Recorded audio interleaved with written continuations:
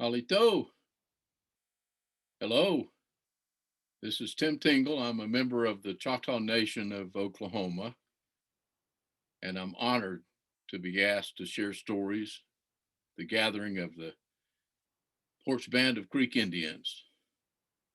I miss being with you on your land. I've been there many times and shared stories at your celebrations, and now I guess we'll do it through the clouds. Once again, I'm honored to be here, and I want to start out by sharing the song, which is our national song. It was actually sung as we walked the Trail of Tears, beginning in the early 1830s. My great great grandfather, John Corns, walked that trail.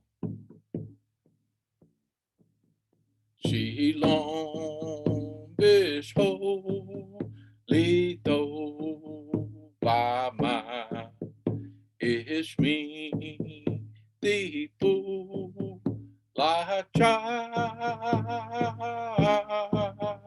hata kiva shapia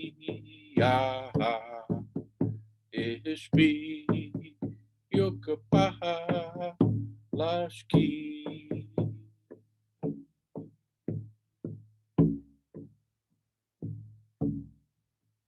John Carnes was his name. We have no way of knowing what his Choctaw name was, but when he arrived in Indian Territory, he was given the name John Carnes. He was 10 years old. And I share the story to honor my Choctaw ancestors that survived the Trail of Tears and those that did not. And my Uncle Kenneth, who in the backyard of my mama, my Choctaw grandmother, would share stories. Sitting on a big round tree stump, he would share stories. That's how myself and so many of my cousins learned who we were and how we got to where we were, and how my grandmother got to where she was.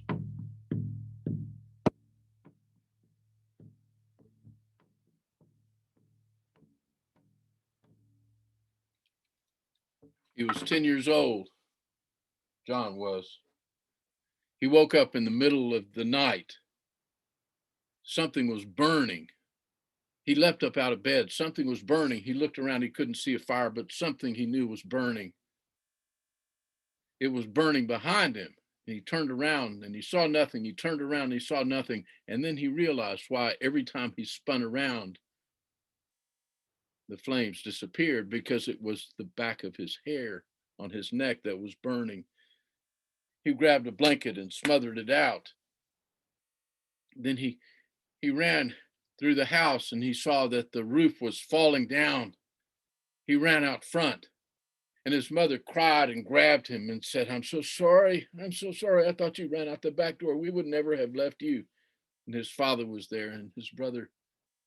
And then his father looked and pointed across between the houses and the gardens behind the houses, and then the large, large fields of corn and vegetables that were grown for everybody, and then the small group of trees just before the river.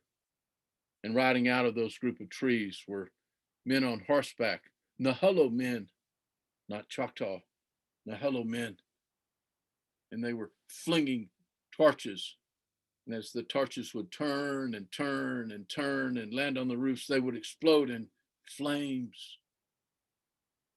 Many of the people were still asleep.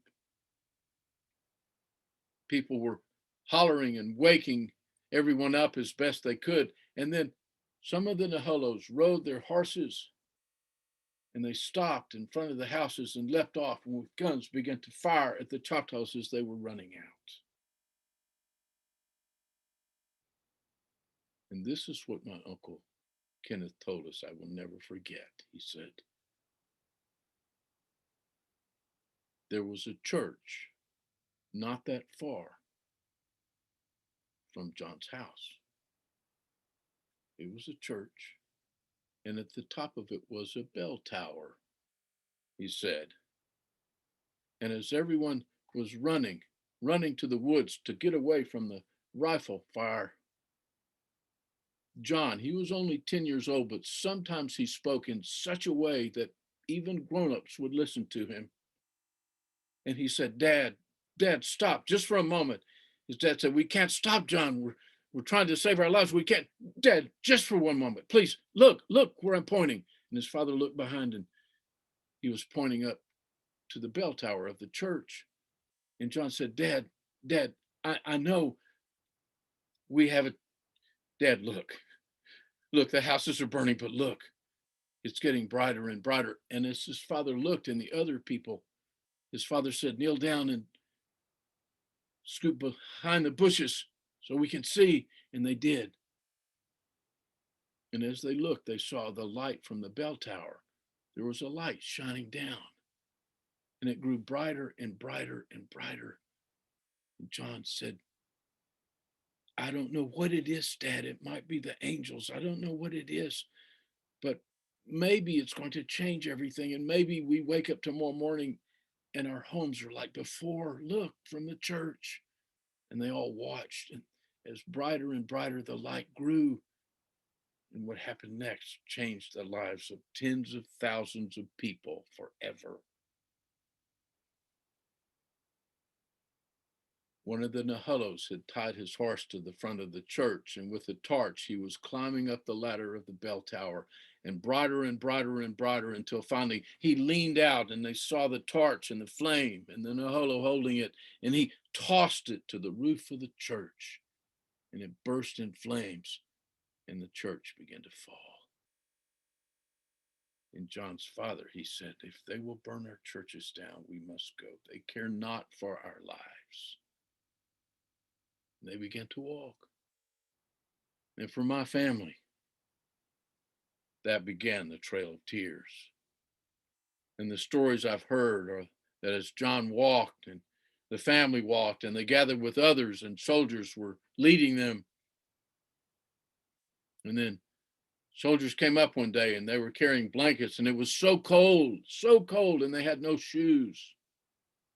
And as they were stepping in the snow, John, one morning, his feet caught in the ice and he couldn't even lift his feet from the ice. And when he did, it tore the skin away and he was leaving bloody footprints in the snow.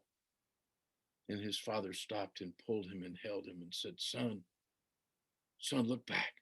And his son looked back and he saw the bloody footprints and he was scared. He shivered.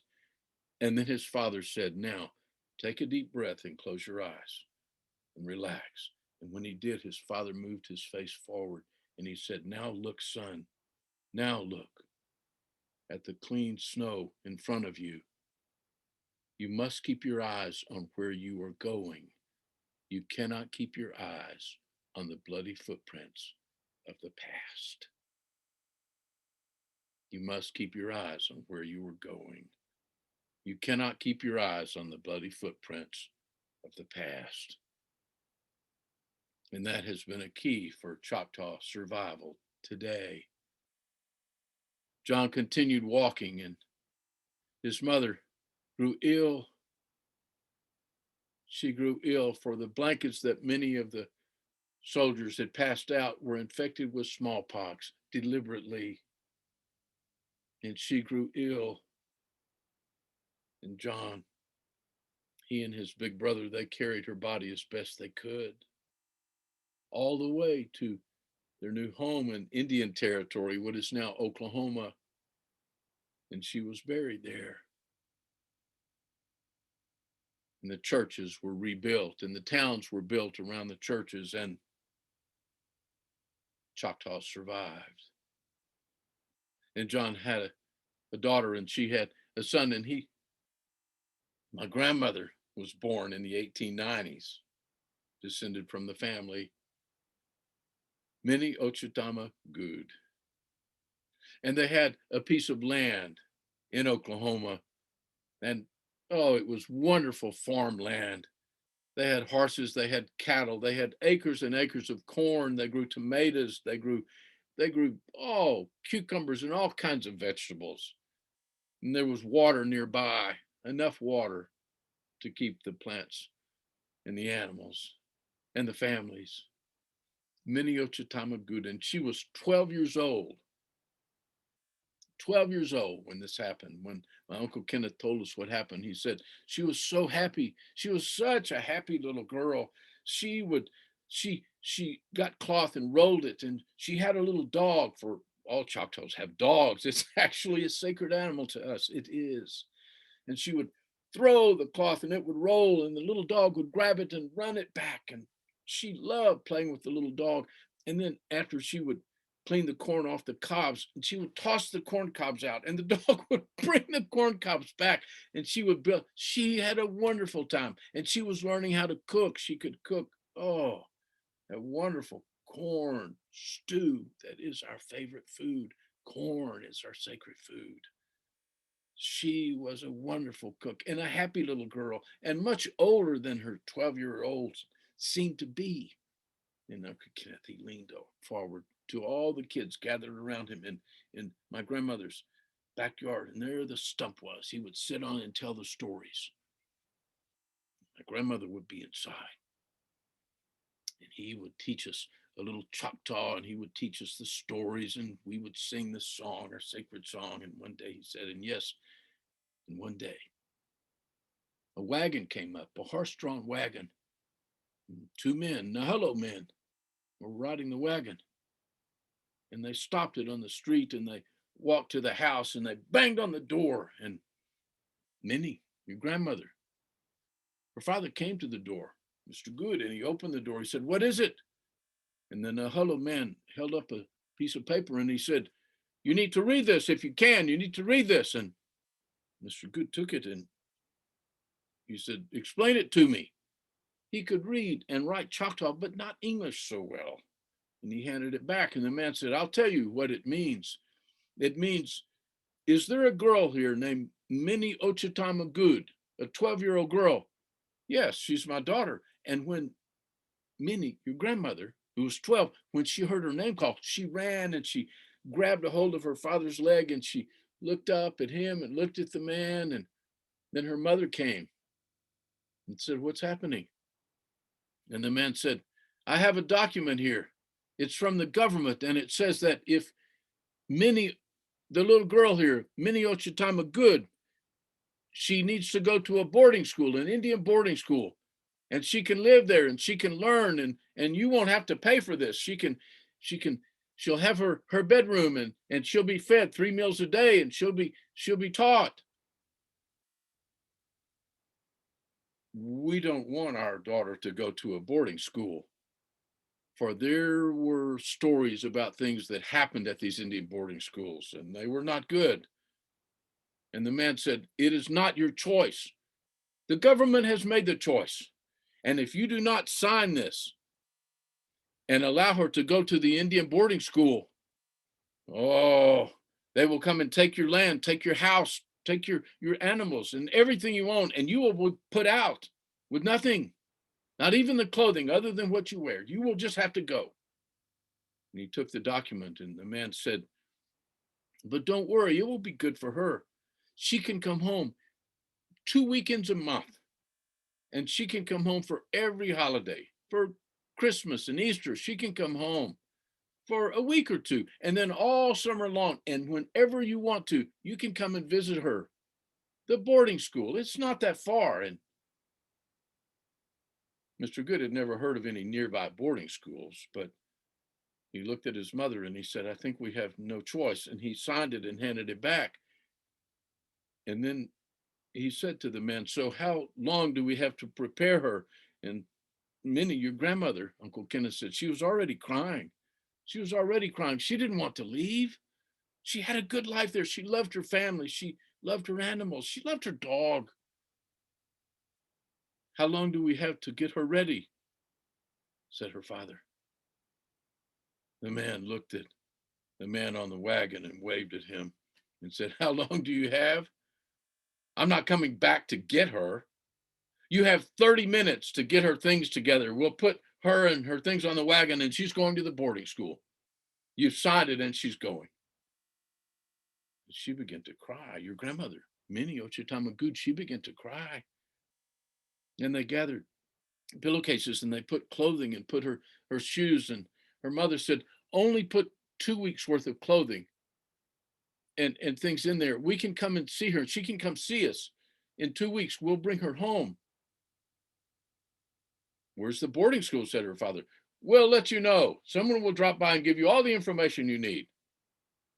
And so soon, clinging to her mother, her father there also, they lifted her up and put her on the wagon. They lifted her clothing and bags and up. And the man cracked the whip and off they rode. Off they rode to boarding school. Off they rode. This was the last time my grandmother, Minnie Ochitamagood, this was the last time she ever saw her parents or her family again. The men who claimed to be representatives of the government, they were not. The document they had was something they had made up. She was not required to go to the boarding school. These men, like so many of men in Oklahoma at that time, so many Nahulos would travel around and they would, whatever lie they could come up with, they would kidnap the Indian children and sell them to the boarding school. The Indian boarding schools were not run by Indians at the time. They would sell them to the boarding school, and the boarding school would gladly purchase them, for they got lots of money from the federal government for every child they had. The boarding schools were doing well. They were not owned by Indians, but the Indians were there. And she went to Goodland Academy. We later found out. I have been to what remains of Goodland Academy in Southeast Oklahoma. I have been there. I was driving to a storytelling, a tribal event, and I happened to see a little wooden sign, and I followed it down a dirt road and turned into the old Goodland Academy, and I saw the wooden church still there. I parked my car and I knelt and I said a little prayer and I sang the song, Shalom B'Sholem Topama, Amazing Grace in Choctaw on the steps of the church my grandmother went to in Goodland Academy. And they were so hard on the Indian kids there. She was never allowed to go home. The parents were never told where she was, and they had no way of finding out and visiting her. And of course, they wouldn't let her go home. They knew she would never come back. And they were forbidden to speak a single word of their native language, which is all Minneochitamagood, Uncle Kenneth would say, all your grandmother knew. She was never allowed to speak a word of anything but English. And she knew no English. She quickly learned as best she could. And whenever any of the girls, there were Chickasaw and there were Cherokee and Choctaws there, whenever any of the girls were heard speaking a single word of their language, here was the punishment. They had to sit down at a desk and lay their hands out in front of them. And then the teacher would come along with a wooden ruler and beat their knuckles of both hands, beat the knuckles until every knuckle bled. That was the punishment. And you can imagine as a child trying to remember never to bend your fingers, for if you do, the scabs will break and your knuckles will continue bleeding. For how long? How long before they healed and the pain would go away? For speaking a single word of their native language. And Minneochitamagood, she learned to whisper when she spoke. because sometimes she might say a sentence in English, but she would toss in a single Choctaw word, and that would be enough. So she learned to whisper when she spoke. And the rest of her life, from the time from she was 12, for the rest of her life, she never spoke in a normal voice. I knew my grandmother very well. All of the cousins and her my Uncle Kenneth, my Uncle Boyd and Billy and Uncle Jack, and they would all come with Aunt Juanita and Aunt Mary. All of her children would bring their children almost every weekend on Saturdays, and sometimes Saturdays and Sunday both, and the children would spend the night in the living room on the floor. But we never heard her speak in a normal speaking voice. She always whispered. The fear stayed with her. She always whispered. And when she needed to call someone in a distance, she would talk to someone near her and whisper so they would do the call. She walked so slowly. When she finally grew old enough to leave the boarding school, she got a job as a house cleaner and a cook for a Naholo family. And she would go once a week to a place where they sold meat. They had they had chickens and they hogs, and they would chop up the meat, the pork and the chicken and the beef. And she would go with enough money to buy enough beef for a week. And the man would chop up and sell it to her and take the money. And then one day, he was a nice man. He was very kind to her. He said, "Did you enjoy the pork chops that I cut up last week?" And then he looked at him and looked down. She said, "No." He said, "Oh, you didn't like them. I didn't get to eat them." "Well, why not? There were several pounds of meat." And she said, "I'm just sent to buy the meat and bring it back and cook it. But I can't sit at the table with the Naholo family and I can't eat any of the meat. I just am left to eat the tomatoes and whatever I can gather that I've grown in the garden. That's my only food." And he said, "They're doing that to you." And she said, "They're allowing me to eat. I must grow the food." "Oh my," he said. "Well," and he chopped up and wrapped it up and gave her a little bag. He said, "That's for your family." And he took the money. And then he said, "Wait, don't go." And then he got another smaller bag out and he chopped up several slices of meat and wrapped it up and put it in the bag and said, "Keep this to yourself. This is for you. Don't let them see it. Don't let them see you cooking or eating it. Just keep it quiet." She said, "I can do that. This is for you, and I'm not charging you anything. And every week you will have your own meat. Now, you enjoy." She thanked him. "Okay," she said, "thank you." And she left. It was maybe a year later that he asked her to marry him. And she already knew what a good man he was. She said yes. And hearing the fears she had of Oklahoma and realizing that she would always whisper, and he never corrected her on it, he brought her across the Red River and down into Texas, not too far from Houston, the little town of Pasadena, not too far from the Gulf Coast. And there was an old house there, and he did some rebuilding on it.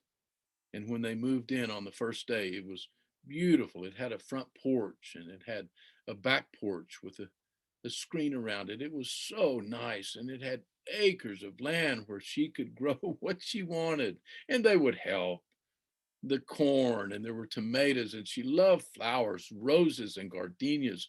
And oh, the gardenias. Whenever I think of my grandmother, I always think of the smell of gardenias and grapes, strawberries. Oh, there was so much there. And she was a wonderful cook. And the first day there is the day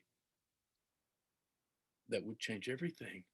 The first day in her new house. And she remembered back at Goodland Academy, she had one good teacher, a wonderful older woman. And she woke her up one morning, long before sunrise. And she said, shh, the teacher did. And she led her out after she was dressed, out down the road to the trees and the beautiful lake right at the turnoff to Goodland Academy. There's a lake through the trees. And she walked her quietly through the trees and she said, now we're far enough away. She said, I know the song you would love to sing. I know that song, Amazing Grace. You sing it in Choctaw. Now, here's what I want you to do. You can wake yourself up every morning, long before sunrise, get dressed very quietly, slip out here through the trees, look at the lake, and when you see the first little hint of sunrise shining across the lake, that's an arrow of joy. And if you want to welcome the joy to the day, then sing the song and help the sun to rise. And so my grandmother would. Many years time of good, she would. She would sing, Shilong Bish Holy Thopama, and help the sun to rise. And oh, and that first day in her new home with my grandfather, as she stepped out on the front porch and she saw there was no lake there, but there was a road and trees on the other side of the road and a few houses scattered. And she saw the first hint of sunlight coming down from the trees. And she smiled and nodded. And then she lifted her arms up and she began, Shilong Bish Holy To Ba Ma. Neighbors had been talking about it for weeks, how an Indian was coming into the neighborhood to ruin everything. An Indian, a savage, was coming. And there were two boys that hid behind a bush in the front yard of my grandmother's house. And they leapt out and they pelted her with rocks and they cut her face. And she stepped inside and slammed the door behind her. And as she leaned against the door, she slipped until she sat there. And she put her hands over her face and the blood was popping out. And my father, as Uncle Kenneth said, my brother, your father, pointing to me. He was only 2 years old at the time, not even quite two. And he heard the noise and the slamming of the door, and he ran, and there he saw his mother, Minnie Good, your grandmother, he said, sitting there with her hands across her face and the bright red blood popping out between her fingertips. And Minnie loved to cook. She loved to cook with strawberries and even cherries. And she loved the cherry pie with the crust across the top, and the cherries would pop out some. And when your father saw the blood popping out between what looked like the pie topping, he thought, oh, cherries. And he reached out to get him a taste of the cherry. And he put on the thumb. He said, salty pie, salty pie. And your grandmother, she took her hands and she said, salty pie. And she was crying and shaking her head, and blood was going. And she was laughing at the same time. Salty pie, she said, salty pie, salty pie, salty pie. And she picked him up with one arm, and with the other, she tried to stop the bleeding. And she took him to the bed and she lay him there and piled pillows around him so he wouldn't roll off. And then she went to a mirror and she pulled out a threaded needle and she sewed the cut of her own skin. She sewed it. And that night at the supper table, Uncle Kenneth said, your grandfather, he asked, what caused the cut? How did you cut your face? And when she told him, he was so angry. He pounded his hands on the table and he stood up. He said, I'll get them. I'll get them. I'll show them for what they did to you. And she said, no, it won't do any good. It won't do any good. I don't know who it was. Please do not bring more trouble. There is trouble enough. Please. He sat down and he did his best to hold his anger inside. And as the years moved on and she had more children, Uncle Kenneth said, me among them. He said, your grandmother, she had an eye disease and it continued to worsen and worsen until finally she was blind. And that's why the grandmother you see inside, she always shuffles, she can't see. She listens closely and she shuffles and she whispers. She's your grandmother. And not one day, not one time ever did she step out that front door ever again. As you know, in the backyard, you can sing the song and toss the words about and be all the Choctaw you love to be. But once you leave, as your grandmother always says, once you leave this driveway and go home, you leave the Choctaw behind. Leave the Choctaw behind. And so we did. We never told anyone, not even our closest friends, not our Boy Scout friends, our Sunday school friends, our basketball, football team friends. We never told anyone that we were Indian because we promised our grandmother we would not. And there was only one friend of mine as I was growing up. And people in school knew me. I played basketball, but they didn't know I was Choctaw. My mother, Chickasaw. There was one boy, Bobby Guy, when I was growing up. His mother was Chickasaw. And so the families knew. The families knew, but we were the only ones. He was also told to keep it quiet. Keep it quiet. And my grandmother, she had an eye transplant operation not long before she died. And we were all gathered around at the hospital when they took it off and she could see from one eye. And she was so happy. She was so happy. She would smile and say, no more salty pie. I can see. And she still shuffled out of habit and she still whispered, of course. But before she died, her grandmother called us all together and she said, be proud of who you are. It is the time. And I was so happy to hear that. So I began writing stories. I began learning the stories and sharing the stories. And then I made my way to Mississippi, Misha, Sippi, which is a Choctaw word meaning the old place, the old place. I started gathering stories and collecting stories and meeting fine Choctaw people there. And one of them told me a story,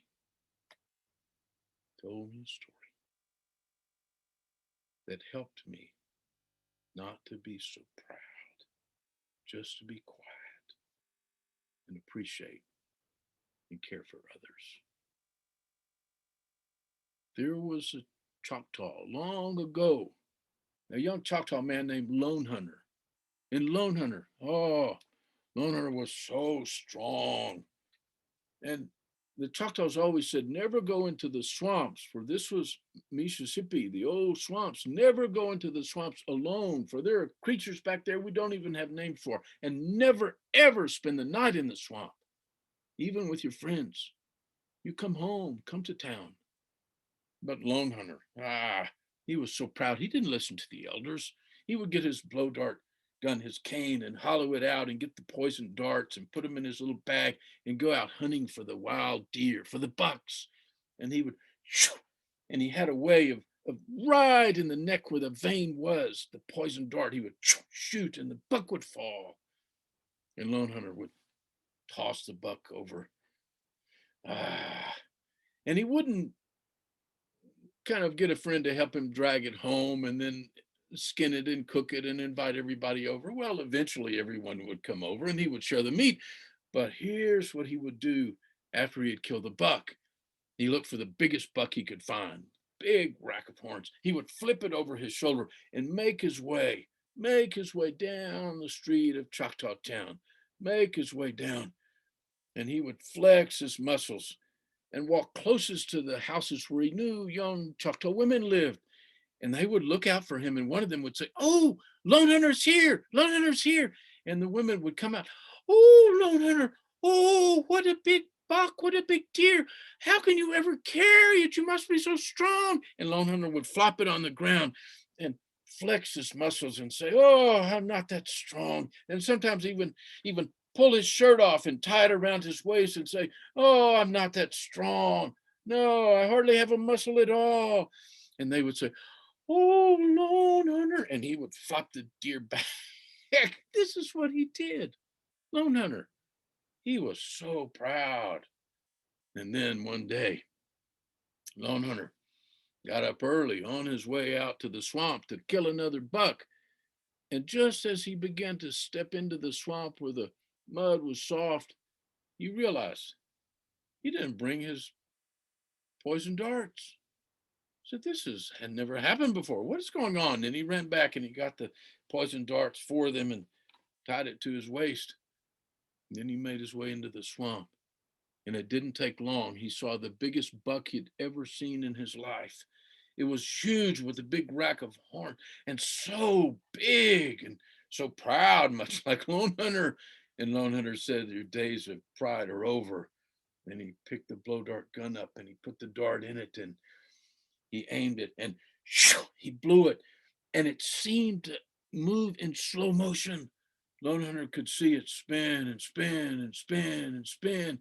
And then he saw it right land into the neck of the buck. It hit that vein, that large vein. And the buck, he knew he laid his blow dart gun down and he said, "Now I will carry a buck to never forget." And he made his way through the thick swamp. And when he arrived at the place where the buck was fallen and dead, the buck was gone, not there at all. And Lone Hunter looked around and then he saw what he couldn't believe. Lying dead on the ground, there was a giant bumblebee with a poisoned dart deep inside. And Lone Hunter leaned back and he saw it in his mind. He saw the dart closer and closer and closer. And then he imagined the bumblebee exactly at that moment when the dart was about to penetrate the vein of the buck. The bumblebee flew between and caught the dart. How could that ever happen? He thought. And then he looked up and then he saw in a distance, he saw the buck. And the buck seemed to lift his head with pride and turn and nod and leap away. Lone Hunter. He killed a few squirrels and he skinned them and he went to a little stone campfire he had made for himself long ago. And with a little clay pan, he put the squirrel in and lit the fire. And his dog, of course, was with him. For all the Choctaws, we have dogs, and the dog always followed with him. And the Choctaws always say, if you care for your dog and you love your dog and you feed it first, there will come a time when the dog will save your life. That's what the Choctaws say. And so he pulled the first squirrel out and pulled the bones and handed it to the dog and patted him and said, "Enjoy, enjoy." And then he was ready to cook the other squirrel. And by now, he had spent all day trying to hunt and he couldn't find a buck. And if he did, the dart would hit a tree limb falling or something. It was such a strange day. And the sun was beginning to set. And he knew he would once again break the rule of the elders. He would spend the night in the swamp. And as he was just about to skin the second squirrel, he saw something emerging out of the darkness and the fog on the other side of the fire. It was a dark one, and it had what looked like a cloak. It was so thick and it covered his face, and he tilted, and the sleeves of the cloak were so long he couldn't see even a piece of his skin. And Lone Hunter thought, this is so strange. He said, how were you doing? You were, uh, I'm cooking squirrel. I will cook a squirrel for you. And the dark one seemed to nod, and Lone Hunter had a plan. He thought, I'll reach and I'll hand it up, and he'll take the he'll take it. I'll see his hand, and then it'll burn, and yes, and then I'll know who it is. I'll hear him. He'll speak. And he lifted it up, and the dark one, he was ready. Instead of reaching out and taking it with his hand, he simply turned and wrapped his arm around and scraped it all. And then he tilted back, and there was a crunching, gnawing sound. And Lone Hunter thought, he's eating the boiling squirrel and the bones and everything. And as if he heard him, the dark one stepped aside, and there was the squirrel on the ground without a single tooth mark. And Lone Hunter thought, this is so strange. This is very strange. And he tried to stay awake, and the dark one would move, and then fear froze Lone Hunter, and he began to fall asleep. And he saw as the dark one knelt on the other side of the fire. And then in a few minutes, his dog seemed to tap him. And he looked, and the dog said in human voices, he is not human, he is coming, be careful. And the dog moved away and knelt. And as Lone Hunter saw, the dark one stood and stepped around the fire, and Lone Hunter wanted to get up and run, but he was frozen in fear. And the dark one knelt and began to claw on his throat, and then he lifted his hands high above the sleeves, and Lone Hunter saw the skeleton fingers, and he pulled his cloak back. It was a skull. It was a skeleton clawing on his throat, and he thought, he will rip my throat out, I will die. And Lone Hunter pulled his knees up to his chest and kicked the dark one, and he flew up and landed into the fire, and there was an explosion of flames, and then the flames were gone, and the dark one stood there still. Lone Hunter got up and he ran as fast as he could, and the dog with him too, and he banged on the door of the chief and said, please get up, please. And the chief opened his door, and he said, I know I should never, but I spent the night in the swamp, and a dark one came and it tried to claw me out. It was a skeleton dressed in dark. And the chief said, I know, I will never go again. And the chief said, I'm the chief. You do what I say. You will be at that same place at the same hour tomorrow. Now go.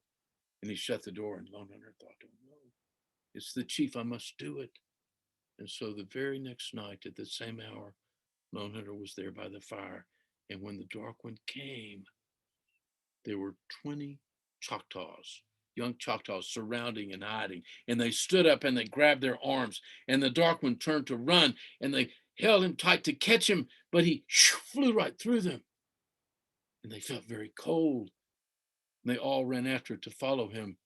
And they came to a place in the swamp where the limestone rises and then falls 200 feet to boulders. And the dark one turned, still in his cloak, and he waited for them to reach out and grab him. And then he leapt over, and they all watched as he fell, and he spun, and his cloak was gone. And then it was a young man.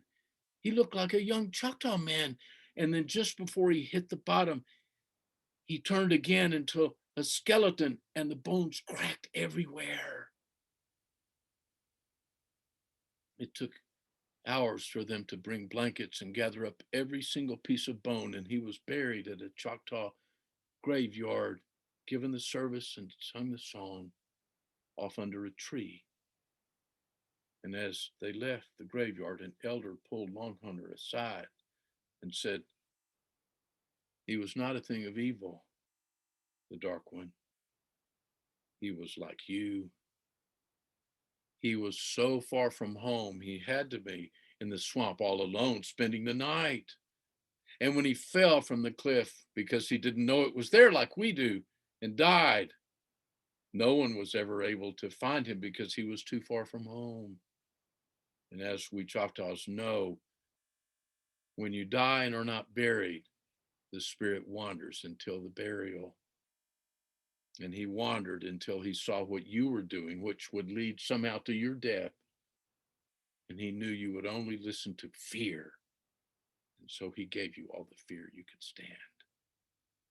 And now we have his bones and he is buried and the spirit is gone. But the lesson, we hope, will stay with you. To be Choctaw is not to be proud, it is to be giving and to be forgiving. Yakoke, he said. Thank you. And thank you, my Uncle Kenneth. And thank you, a man in Mississippi, my Choctaw friend who told me the story. And thank you, Minnie Ochitama Good. And thank you, members of the Porch Band of Creek Indians, for having me here. Yakoke.